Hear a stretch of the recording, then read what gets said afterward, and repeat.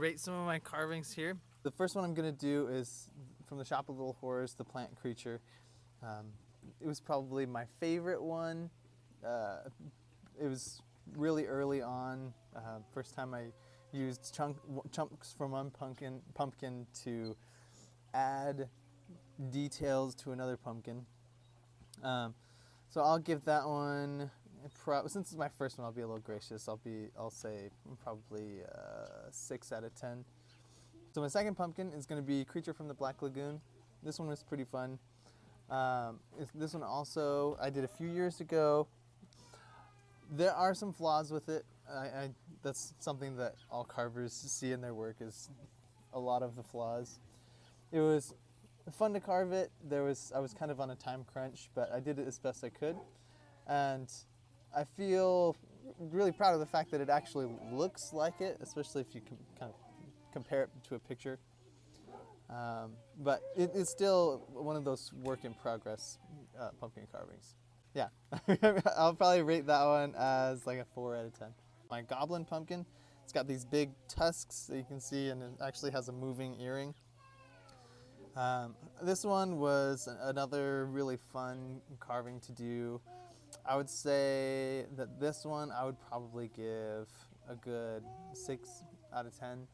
My first butternut squash carving, this one I did an ogre, gave him these big huge buck teeth, but buck teeth on the bottom jaw instead of on the top. So it was really fun to really get in there and get into the folds of skin around his nose and carve out some of the wrinkles around his eyes. It also was an opportunity to smooth out a lot of some of the fleshy areas. So I mean, I feel like this one was probably a good 6.5 out of 10. So I'll go for this year's pumpkin, the first one that I carved. This one was also kind of battling the clock. So this was a Frankenstein one where I was really looking at trying to get deep into some of the crevices in his face and hollow out his eyes a little bit, but also give him kind of a confused facial expression.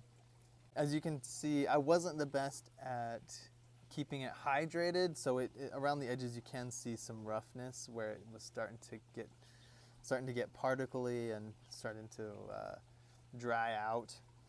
So this one I'll probably give maybe like a 5 out of 10. Now I'm gonna do probably my favorite carving. I would say this is probably a good 9 out of 10, 9.5 out of 10. So this was my second Frankenstein carving of the year. And this one's again out of butternut squash. I used carrots for the ears and for the bolts in his neck.